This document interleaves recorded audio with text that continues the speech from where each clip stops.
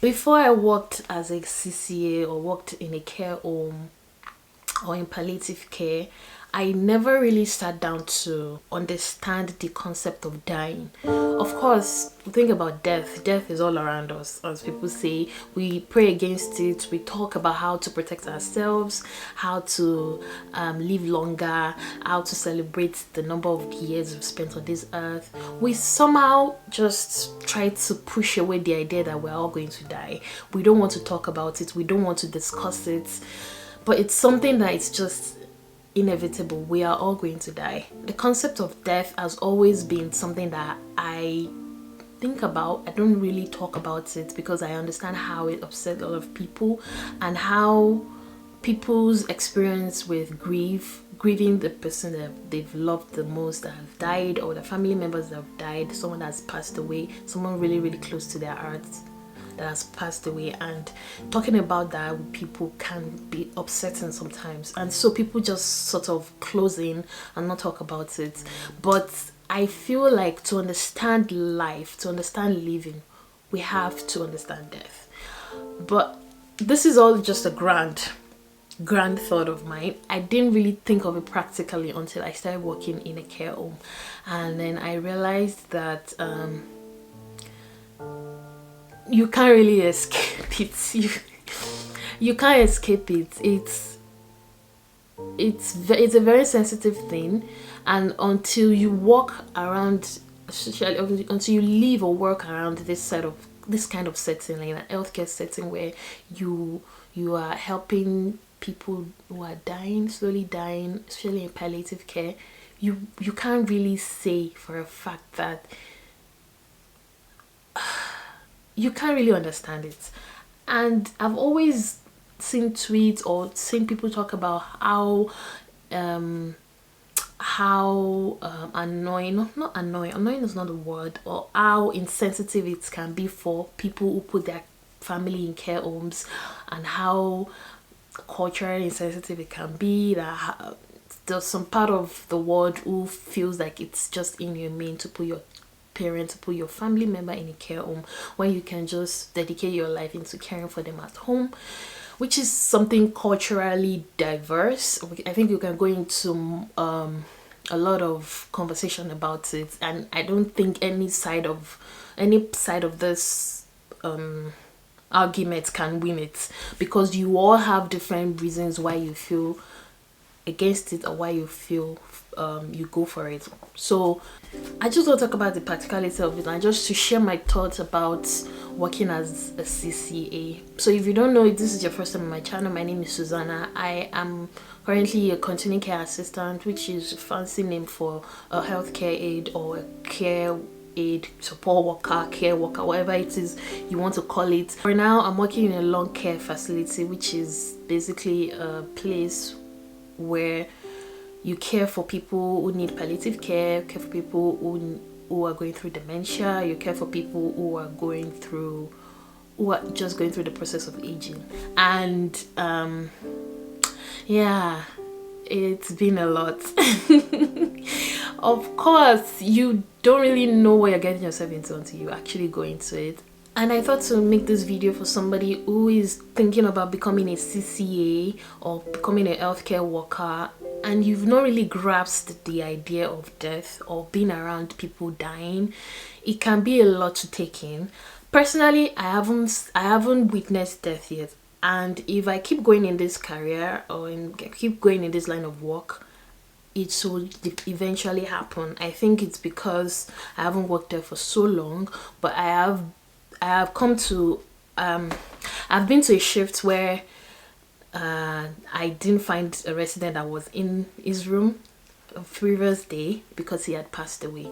I've heard stories from people, my co-workers, talk about the feeling of knowing when somebody is about to die and how it made them feel, and how numb they can get when it has happened over and over again, especially when you've worked in this line of job for like years, and how it numbs you. And I think it is something to discuss generally healthcare workers go through a lot, and I think we need to discuss it better because it's really a huge thing. Because imagine you've cared for somebody for a very long time, you know their routine, you know what they like, you know the kind of coffee they like, you know the kind of combination of meals they like, you know how they like their bed to be laid, you know what ticks them off or what makes them laugh. You've heard them talk about their family, you've seen pictures on their walls, you've build a connection with them, not necessarily a personal connection because it is advised not to do that, but you go in and walk on the next day and then you've been told that they've passed away. Of course you know they're going to pass away. Most of the people who go into long-term care facilities do not eventually come back. They don't go back home, they live there until they pass away.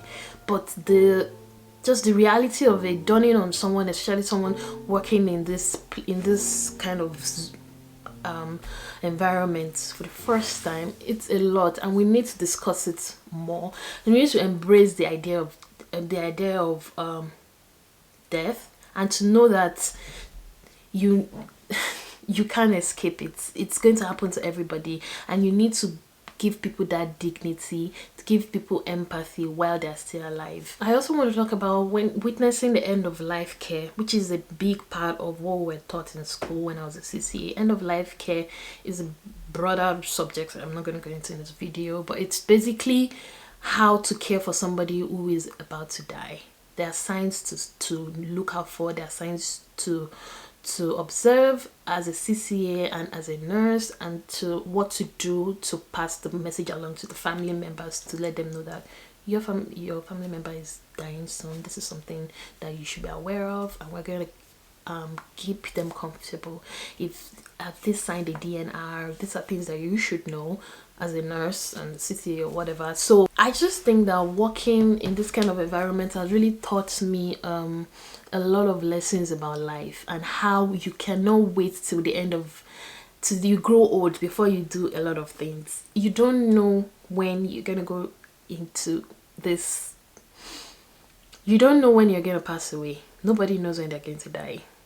You don't know what is going to happen when you are aging. Are you going to lose your mind first, or are you going to lose bodily function?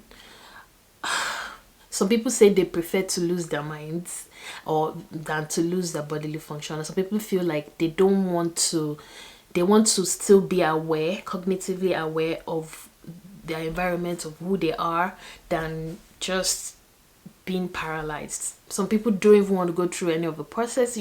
But I don't know. It's not a conversation that is very easy to have, but this is the reality. And I think that once we have more conversations around it, we can prepare better by living life to the fullest while you can, and preparing towards that part of your life that it's going to happen. So that's when you talk about planning your estate, writing a will, talking to your family members about how you want to be buried, things like that. I know this all sounds grim, but think about it. It is going to happen. And most people, when they lose their family members, they realize that they didn't even know what this person wanted their funeral to be like. They didn't even know how they want their they didn't even have a will prepared. They didn't even know how they want their family to process that grief, things like that, because we've never really discussed it. Thinking about it now, it's giving me this sense of urgency to just discuss with people around me, my family members, like, just to have this conversation and to be able to open up about our end of life. I don't know if this video is going to speak to anybody, but for somebody who is going to be working as a CCA, you're going to be faced with a lot of the scenarios of people dying, people slowly going through this cognitive loss, which is a bigger and deeper discussion. Dementia. How are you going to treat someone with dementia? How are you going to adjust the fact that this person doesn't know what they're doing, and half of the things they're doing, which can be traumatic to you, is not intentional. And how are you going to handle it? Of course, there's so many things that need to be discussed about how healthcare workers need to be treated by their employers, but what are you going to do as a personal self-care to maintain your mental health when people pass away around you? And these are conversations that are worth having, because healthcare is a very vital part of our society. And I feel like the government or the system or wherever, the society, we're not paying so much attention to it. We're not paying so much attention to the people who work in healthcare. They're being overworked and underpaid. They're not being valued. They're not being appreciated enough, in my own opinion. And I think that this is a vital part of this is a vital industry in our society. But how are we just letting it fall apart? In every country has issues with healthcare system. It's not well managed as much as you think it should be. Thinking about the fact that everybody needs healthcare. Not everybody has access to it, especially in my country. Not everybody has access. You need to have a large sum of money before you can even afford just good healthcare, which is not supposed to be. It's supposed to be a right as a human being, but there are so many hoops you need to just jump through these days before you even get money to get funding for a lot of terminal illnesses. A lot of it's really sickening. And I think this is something that we can discuss, but we need solutions to it. That is just it. And I don't think this video should spark up a lot of conversations about it. And I am deeply touched by how working in healthcare has really opened my eyes to see how fleeting life can be. You need to spend time with the people you love. You need to spend time doing things that you enjoy. Do not waste any second of your time. Keep procrastinating or pushing things ahead and saying, when I grow old, I will do this. You might live long and not have this good health. You could just be living and you're not truly living. You'll be alive, but you're not truly living, because you've lost your bodily function or you've lost your cognitive function. What are you going to do till then? All the things you are saying, I will do later, I will do later, I will do later. What if you are not strong enough to even do it then? What if you've actually died? How are you going to process this feeling that you're not going to be alive forever? And what are you going to do to prepare yourself for it? People go through religious routes, spiritual routes, but everything all connects to the same feeling, like what am I going to do before I'm dead? What are the things that I want to do before I'm dead? That's why people have bucket lists. That's why people have this list of things that they want to do before they die. I know it's easy to say just do things before you die, because everything now has been so commercialized that you can't even just say you want to do things because you can't afford to, or you have bills to pay, you have responsibilities to shoulder. I understand that. I am going through that as well as an adult.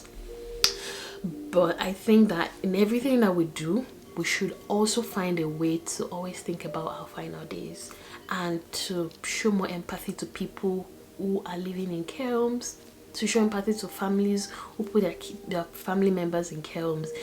Yes, you can take care of your family at home, but not everybody can do that, especially in this country where everything is just, this place is not designed for you to have generational wealth. You need to work so hard every day to pay bills non-stop. Not everybody can afford to stay home to take care of their sick ones or their loved ones that are aging or dying, because they literally can't afford it. If you need somebody to take care of a child, to take care of your family member, you need to pay whoever is going to stay home with them. That costs money. How are you going to get the money? No matter how much you save, you still need more. No matter how much we we think that we've covered our needs, there's still more needs that will arise. So it's hard, it's difficult to say, and it's insensitive to say that when people put their family members in care homes, they don't love them. It is insensitive to say. I didn't truly understand the gravity of that sentiment until I started working in care homes, and I realized that people don't have a choice. They need to, sometimes you need to just relinquish a little bit of power to give to someone to take care of your loved one, because you are not trained to do it. You cannot afford it. You cannot afford to put them at home on their own, because you need to go to work and pay your bills. You have your own responsibilities to also shoulder. Let's just give ourselves a little bit of grace and empathy, and just try to put yourself in their shoes, and just, we're all going through a lot. That's all. We're all going through a lot, and a little bit of grace would be so nice. And yeah, I think I'm going to stop this video here because I feel like I'm ranting, but I genuinely think this is a conversation we need to have, and to find solutions to helping grow or develop the healthcare system all around the world. I think this is very vital to the way we see life, wellness, and fitness and whatever. It's a big industry that really needs more funding and more care and more thought process. And I think we need to really think about that, and we also need to think about our own death and plan towards it. It's such a painful thing to think about, but we just have to do it. You have to plan towards it. What do you want to do when you're planning towards your old age? What are the things you want to enjoy? What are you saving towards? What is this thing that you really want to do when you retire? Do you have friends?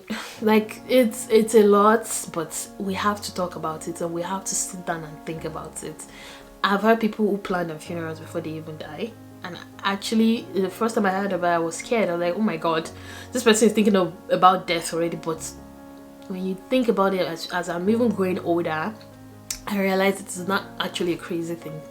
It is not a crazy thing, actually. It is vital.